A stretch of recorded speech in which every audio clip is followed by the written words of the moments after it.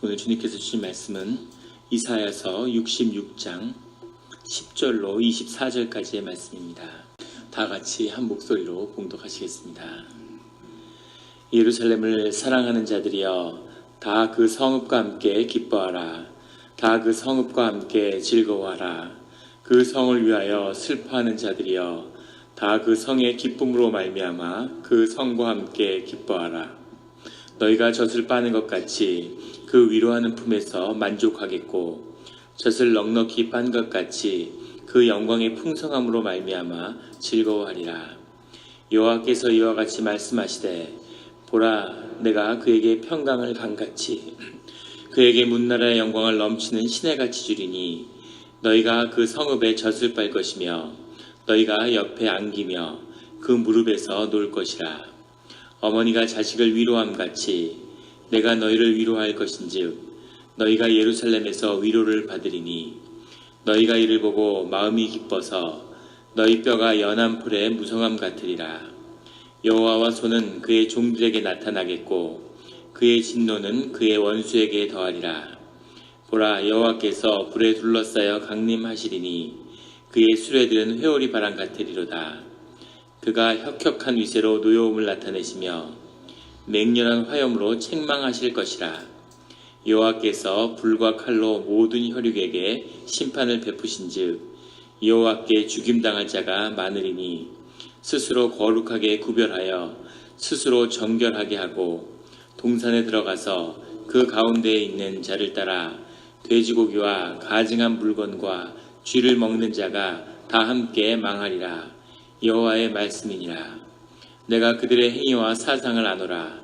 때가 이르면 문나라와 언어가 다른 민족들을 모으리니 그들이 와서 나의 영광을 볼 것이며, 내가 그들 가운데서 징조를 세워서 그들 가운데에서 도피한 자를 여러 나라 곧 다시스와 뿔과 활을 당기는 롯과 및 두발과 야완과 또 나의 명성을 듣지 못하고 나의 영광을 보지도 못한 무섬들로 보내리니, 그들이 나의 영광을 문나라에 전파하리라. 나 여호와가 말하노라. 이스라엘 자손이 예물을 깨끗한 그릇에 담아 여호와의 집에 드린 같이 그들이 너희 모든 형제를 문나라에서 나의 성산 예루살렘으로 말과 수레와 교자와 노새와 낙타에 태워다가 여호와께 예물로 드릴 것이요, 나는 그 가운데에서 택하여 제사장과 레위인을 삼으리라. 여호와의 말이니라.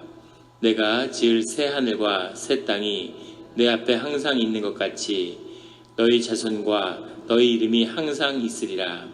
여호와의 말이니라. 여호와가 말하노라. 매월 초하루와 매 안식일에 모든 혈육이 내 앞에 나와 예배하리라. 그들이 나가서 내게 패역한 자들의 시체들을 볼 것이라. 그 벌레가 죽지 아니하며 그 불이 꺼지지 아니하여 모든 혈육에게 가증함이 되리라. 아멘. 다 같이 묵상 기도 드리겠습니다. 하나님 아버지, 감사합니다. 주의 음성을 듣고자 저희가 새벽 제단 앞에 모였습니다. 우리 마음의 기도와 우리 마음의 묵상이 주님께 연락되기를 원합니다. 감사드리며 예수 그리스도의 이름으로 기도드렸습니다. 아멘. 오늘 이사야 66장 10절의 말씀은 이렇게 시작하고 있습니다. 예루살렘을 사랑하는 자들이여, 다 그 성읍과 함께 기뻐하라. 다 그 성읍과 함께 즐거워하라. 그 성을 위하여 슬퍼하는 자들이여, 다 그 성의 기쁨으로 말미암아 그 성과 함께 기뻐하라. 예루살렘이 회복되고 하나님이 새 예루살렘을 우리의 삶의 자리에 회복시키실 때, 이제 예루살렘을 아파하던, 예루살렘으로 인해서 아파하던 사람들의 마음 가운데 그 성의 기쁨으로 말미암아 성과 함께 기뻐하는 그 시간이 주님 안에서 임할 것이라고 주님이 말씀하고 계십니다. 교회 때문에 아프고 교회로 인해서 기도하고 교회로 인해서 상처받았던 그 모든 영혼이 이제 교회 때문에 회복되고 교회로 인해서 기쁨을 얻는 그런 때가 온다는 것이죠. 새 예루살렘으로 교회로 인해서 하나님의 기쁨이 충만한 우리 성도님들 되시기를 예수 그리스도의 이름으로 축원합니다. 11절에 너희가 젖을 빠는 것 같이 그 위로하는 품에서 만족하겠고 젖을 넉넉히 빤 것 같이 그 영광의 풍성함으로 말미암아 즐거워하리라. 주님이 드러났기 때문에 주님 가운데서 젖을 빤 것 같이 마치 어머니가 자식을 돌보듯이 12절에서도 너희가 그 성읍에 젖을 빨 것이며 13절에는 어머니가 자식을 위로함 같이 내가 너희를 위로할 것인즉 주님의 위로가 우리 가운데 있고 우리가 그 안에서 엄마의 젖을 빤 아이와 같은 그런 회복과 위로를 얻게 될 거라는 거죠. 이 젖을 빠는 비유와 어머니의 비유에는 세 가지 뜻이 들어있는데 하나는 이 예루살렘이 우리에게 어머니가 된다는 뜻 가운데 첫째는 예루살렘이 우리들의 본향이 된다고 하는 겁니다. 잠언과 히브리서에 이런 말씀이 거듭 나타나고 있죠. 우리가 돌아가야 할, 우리가 회복되어야 할 곳이 예루살렘이라는 것을. 여기서 이 예루살렘은 근동 아시아에 있는 유다의 수도가 아니라 하나님의 통치와 하나님의 성전과 하나님을 향한 예배와 하나님의 임재가 함께하는 그곳이죠. 그 예루살렘이 우리 삶 가운데 회복되어야지만이 우리가 우리 삶의 자리를 찾게 되는 거죠. 세상의 모든 것을 더해도 채워지지 않는 삶 가운데 늘 허전하고 어디서 왔으며 어디로 가야 하고 우리 삶의 의미가 무엇인지 우리 삶을 채울 수 있는 삶의 충만함이 무엇인지가 해결될 수 없는 우리 삶 가운데 예루살렘을 찾는 것만이 예루살렘이 회복될 때만이 이것이었구나. 이것이 내가 찾는 내가 돌아가야 하는 내가 온 고향이구나 하는 것을 경험하게 된다는 거죠. 두 번째는 이 예루살렘에는 신령한 젖이 있다는 겁니다. 하늘의 영광이 드러나고 하나님께 나타나고 하나님의 신령스러움을 경험하게 되는 그 신령한 젖이 있죠. 베드로 전서 2장에 보면 베드로는 이 교회 가운데 하나님의 임재로 인해서 우리가 신령한 젖을 먹게 된다고 그렇게 이야기하고 있습니다. 그것처럼 교회 가운데는 신령한 젖이 있어야 되는 거죠. 하나님으로부터 오는 우리 가운데 심령 가운데 신령함이 있고 신령함을 사모함이 있습니다. 그것이 채워지지 않으니까 그러니까 무슨 가서 점을 보고 풍수를 보고 타로점을 보고 온갖 것에 신비한 것에 휩쓸리는 거죠. 마술을 좋아하고. 그런데 그 신령한 젖이 주님에게로 오는 새 예루살렘에서 오는 그 신령한 젖을 먹어야 우리의 심령이 새로워지고 자라나는 거죠. 심령이 자라나야 하는 것입니다. 아무리 고생을 하고 아무리 세상 경험을 한다고 심령이 성장하지 않죠. 더 사람이 못나지고 더 인색해지고 그런 삶이 그렇게 쪼그라드는 그런 것이 될 수 있습니다. 그런데 하나님의 신령한 젖을 먹는 자만이 삶의 그 심령이 성장하고 강건하여지고 삶이 자라나는 그런 일들을 경험할 수 있게 된다는 거죠.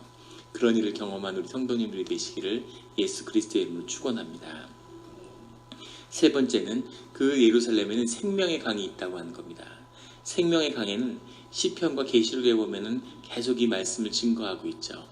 이 생명의 강이 우리에게 열려야지만이 우리의 모든 목마름이 해결될 수 있다는 겁니다. 그 목마름은 무언가 알 수 없는 목마름, 코이노니아가 회복되고 삶이 연결되고 우리의 영이 연합하는 그 일이 이루어져야만이 우리 삶 가운데 갈증이 해결되는 거죠. 또 우리 삶에 있어야 할 수많은 기도와 간구와 제목들이 있습니다. 그 일들이 주 안에서 주의 이름으로 성취되는 아무도 목마른 자가 없는 목마른 자마다 그 물을 얻는 생명의 강, 생수의 강이 이 예루살렘에서 터져야 되는 거죠.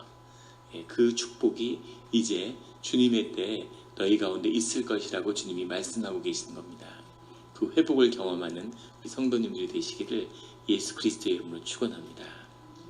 14절에 너희가 이를 보고 마음이 기뻐서 너희 뼈가 연한 풀의 무성함 같으리라.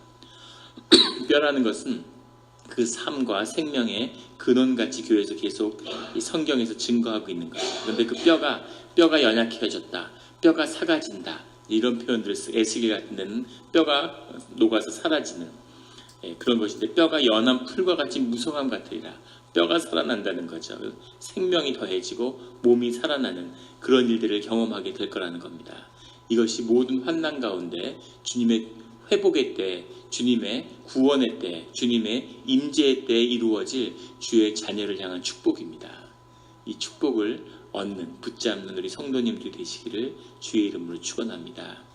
반면에 15절에 주님의 임재와 주님이 우리에게 다시 오는 구원의 때에는 동시에 징계의 때라는 거죠. 또 멸망의 때라는 겁니다. 15절에 보라, 여호와께서 불에 둘러싸여 강림하시리니 그 수레들은 회오리 바람 같으리로다.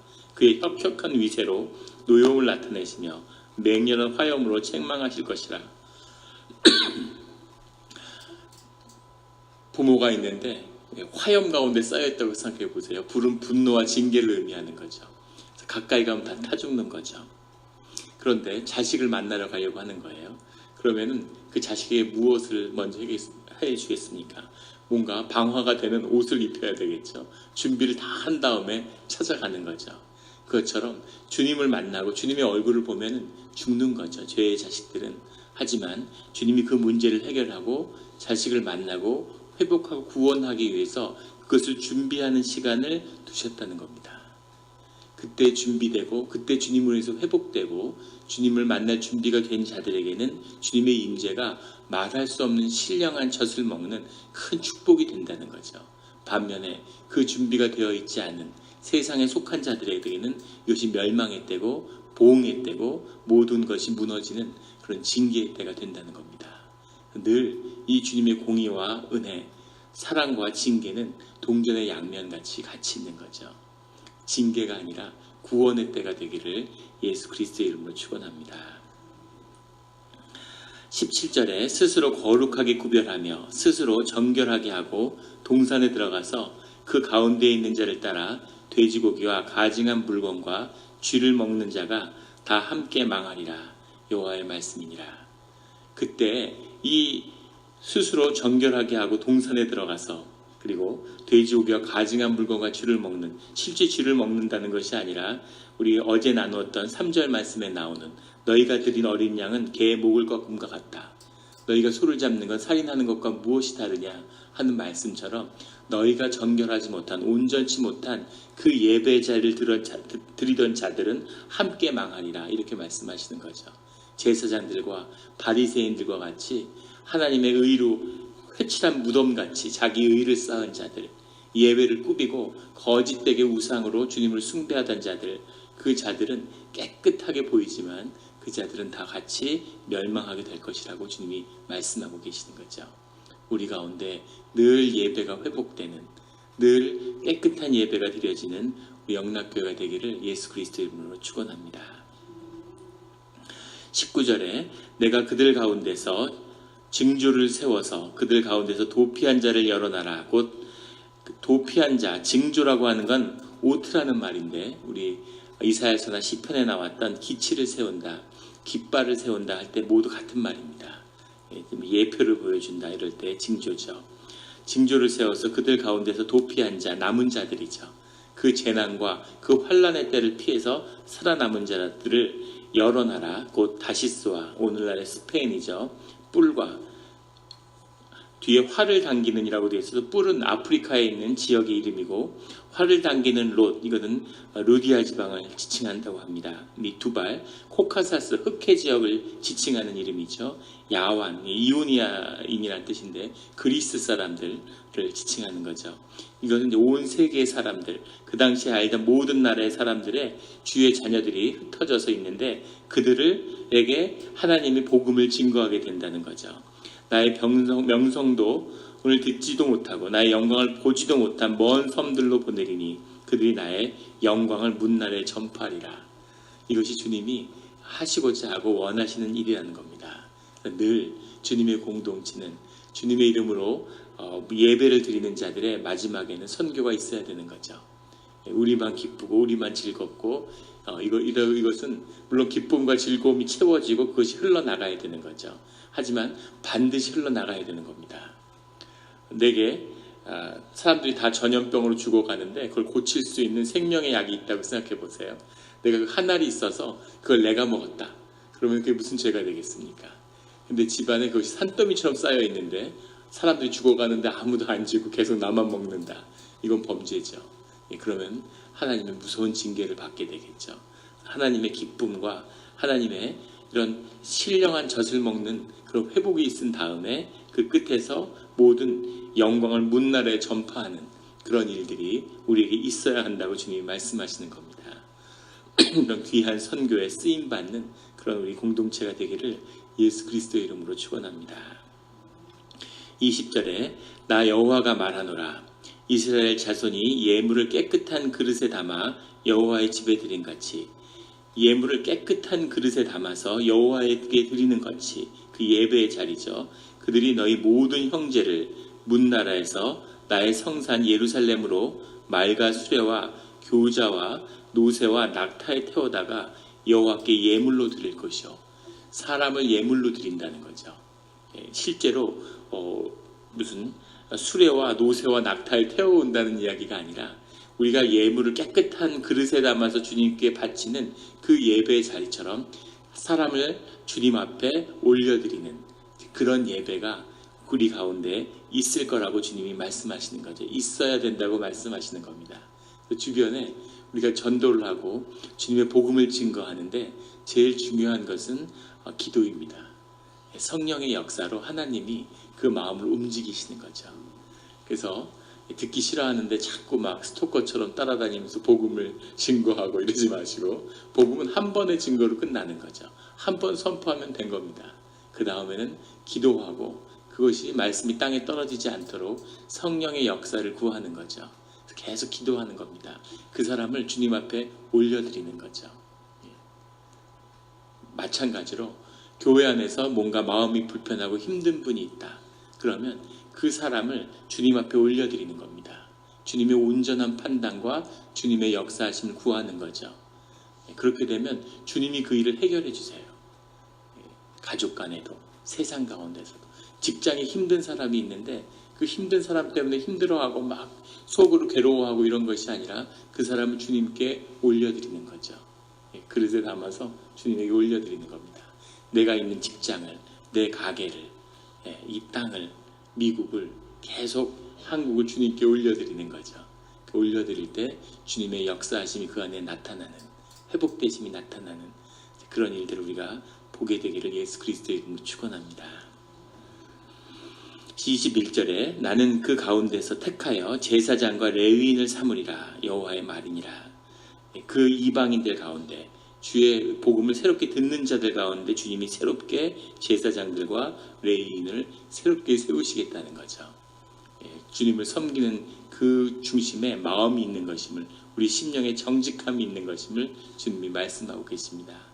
또 하나는 우리가 삶으로 살아가면서 주님 앞에 나아갈 때 주님 앞에 예배드리는 자로 세움받는 것이 가장 귀하고 그 예배를 세우는 것이 주님의 뜻을 이루는 가장 우리에게 중요한 그런 도전임을 주님이 말씀하고 계시는 거죠.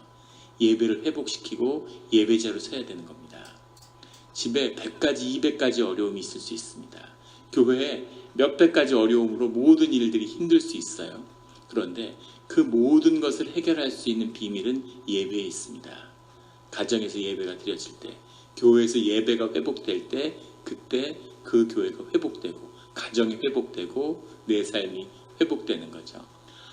새벽 제단을 가난한 마음으로 찾아서 두렵고 떨리는 마음으로 주님의 말씀을 영접하는 거기서 내 삶의 변화가 시작되는 거죠.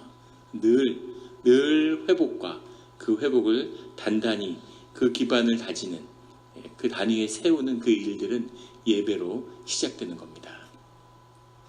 처음에 영락교회 오면 왔을 때 1년 전하고 비교하면 그렇게 느끼시나요?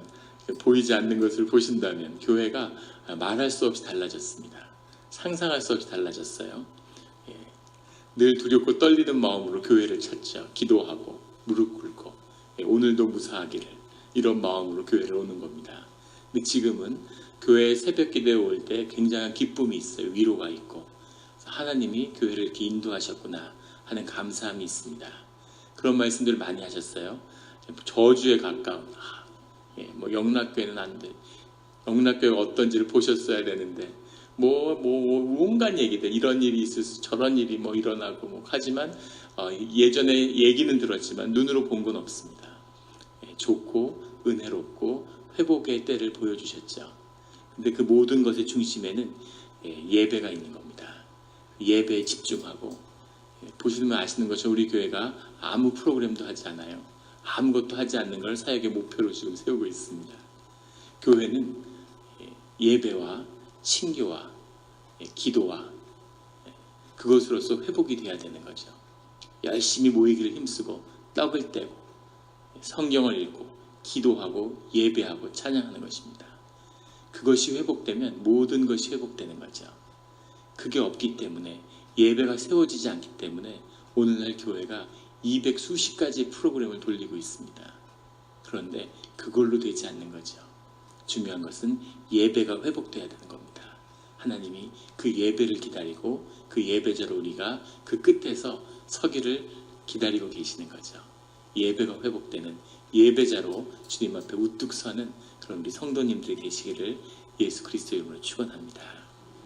22절에 내가 지을 새 하늘과 새 땅이 내 앞에 항상 있는 것 같이 너희 자손과 너희 이름이 항상 있으리라. 새 하늘과 새 땅을 주님이 창조하신다고, 없는 것을 만들어내는 것이 아니라 우리 자리에 그대로 있지만 이 모든 것을 새롭게 하는 주님의 역사가 우리 가운데 함께 할 거라고 주님이 말씀하시는 거죠. 그 새 하늘과 새 땅이 항상 있는 것 같이 너희 자손과 너의 이름이 항상 있으리라. 너의 이름이 항상 있겠다는 이야기는 우리가 영생 가운데 우리가 겪었던 이 땅에서의 짧고 보잘것없고 그런 우리 삶의 경험과 인생의 일들이 결코 썩어지거나 떠내려가거나 의미 없이 없어지는 일이 아니라 평생 영원토록 주 안에서 또 내 삶을 향해서 그것이 의미 있고 소중한 일들로 남게 될 거라는 그런 말씀이죠. 우리가 이 땅에 와서 아이들을 낳아서 주님이 맡겨주신 아이들을 맡아서 키웠는데 그 아이들, 주님이 주셨던 그 일들도 영원히 사라지지 않을 거라는 겁니다. 아이들이, 그 자녀들이 항상 주의 이름으로 우리 가운데 있을 거라는 그런 주님의 축복인 거죠. 이사야서 66장을 지난 대림절 시작해서 이제 5개월 만에 마쳤습니다. 굉장히 은혜가 있고 감사하고 저한테는 이사야 말씀을 나누는 것이 굉장히 기뻤습니다. 아침마다 도전이 있고 큰 은혜가 있고 이 가운데 주시는 그 말씀을 붙잡는 거죠. 새 하늘과 새 땅이 내 안에 항상 있는 것 같이 너희 자손과 너의 이름을 항상 있을 것이다. 이런 말씀이 가슴에 울리는 거예요. 감동이 있고. 그러면 저희 성경에다가 이렇게 이런 말씀은 황금색으로 이렇게 칠해가지고 이렇게 지나가면 황금색들이 있어요. 너희는 여호와의 제사장이라, 여호와께 복을 받을 자손이라. 좋은 말만 칠해놓은 게 아니라 특별히 심령에 울리는 말씀들을 이렇게 적어놓은 거죠. 그 작은 자가 1000명을 이루겠고 내 위에 있는 나의 영과 내 입에 둔 나의 말이 이제부터 영원토록 내 입에서와 내 후손의 입에서와 내 후손의 후손의 입에서 떠나지 아니하리라. 이런 말씀들을 우리 가운데 기억하고 항상 이것을 믿음으로 취하는 거죠. 이 말씀이 우리를 움직이고 이 말씀이 우리를 새롭게 하고 우리의 삶 가운데 새로운 길을 여는 것입니다. 우리 다음 한 주간 우리 새벽기도 안식을 갖도록 하겠습니다. 안식일. 다음 주는 새벽기도를 쉬고 한 주를 쉰 다음에 화요일에 모이겠습니다. 그 교회에서 집사님들 중에 그 걱정하시는 분이 있어요. 이제 이렇게 한 주 쉬면 이렇게 지금 분위기가 이렇게 잘 가는데 또 안 나오면 어떻게 되느냐고 이렇게 걱정하시고, 제 마음은 어떻겠습니까? 이렇게 은혜롭고 감사한데 일주일 있다가 또 한 2명, 한 분 이렇게 나와서 앉아 있고 또 이렇게 처음으로 다시 도로 묵으로 돌아가느냐 이제 이런 기로에 서 있는 거죠. 하지만 만약에 그런 마음으로 이것을 계속한다 그러면 이것은 주님의 기도가 아닌 거죠. 그건 내 기도인 겁니다. 끊을 수 있을 때 끊고 불을 완전히 끈 다음에 새로운 불을, 새로운 말씀을 받아야 하는 거죠. 그리고 시작해야 그때가 진짜인 거죠. 한 주를 쉰 다음에 하나님을 기대하는 그 마음으로 댁에서 기도하고 그리고 주님 앞에 나올 때 그때 주님의 은혜가 새롭게 임하는 겁니다. 새 하늘, 새 예루살렘의 뜻이 거기 있는 거죠. 그 은혜를 놓치지 않는 그런 우리 성도님들 되시기를 주의 이름으로 축원합니다. 같이 기도드리시겠습니다. 하나님 아버지 감사합니다. 주님 귀한 말씀을 주시고 모든 것이 말씀으로 임하는 주님의 임재 가운데 있음을 주님이 늘 말씀하시는데 믿음이 없고 또 삶에서 그것을 경험하지 못해서 하지만 우리 마음 가운데는 늘 우리가 잃어버린 본향을 찾아가고 우리가 신령한 젖을 찾으며 우리의 삶에 생수의 강이 터지는 그 일들을 사모하고 있음을 주님의 말씀 가운데서 발견하게 됩니다. 지난 5개월 동안 주님 이사의 말씀을 통해서 아침마다 새로운 도전을 주시고 우리의 새벽과 하루하루를 새롭게 창조해 주신 것 감사합니다. 주님 새로운 말씀을 사모하며 우리가 더 깊이 심령의 깊은 곳으로 들어가서 말씀이 묵상의 그런 새로운 문을 열어주시고 우리에게 새로운 기도의 문을 열어주시고 그 가운데 우리의 새로운 영의 연합을 이루어주시고 우리에게 신령한 영을 부어주셔서 우리 이 교회 밖에 예배당 밖에는 세상이 없다고 담대하게 주님 앞에 선포할 수 있는 그런 믿음과 그런 중보자가 되게 하여 주시옵소서. 무릎 꿇고 기도하는 일마다 성취되며 그 가운데 역사하시는 놀라운 주님의 일을 보게 하여 주시옵소서. 주님이 회복되며 주님의 이름이 없어지지 않는 것처럼 주 안에서 주님의 이름으로 행하여지고 선포되어진 모든 일들과 기도의 제목들이 없어지지 아니하는 주 가운데서 영원히 있는 그런 일 가운데서 살아가는 축복을 더하여 주시옵소서. 주님이 거듭하여 자녀의 축복을 말씀하여 주시니 감사합니다. 귀한 생명을 맡기셨사오니 그 일들을 완수하는 주의 이름으로 완수하는 우리들 되게 하여 주시옵고 우리의 자녀들을 축복하셔서 그들이 그 삶 가운데 알 수 없는 마치 주님이 우리의 삶을 붙들고 있는 것처럼 우리 부모의 기도가 중보가 아이들의 삶을 붙잡으며 그들의 삶 가운데 늘 보혈의 덮음같이 주님이 인도하심을 받는 그런 일들을 살아서 보게 하여 주시옵소서. 영혼 가운데 하나님 이루어 주시옵소서. 새벽 제단마다 함께 해주신 것 감사합니다. 우리 가운데 아픈 자들이 있습니다. 주여 아버지여 은혜를 베푸사 치유하기를 원하는 우리의 마음을 받아 주시옵소서.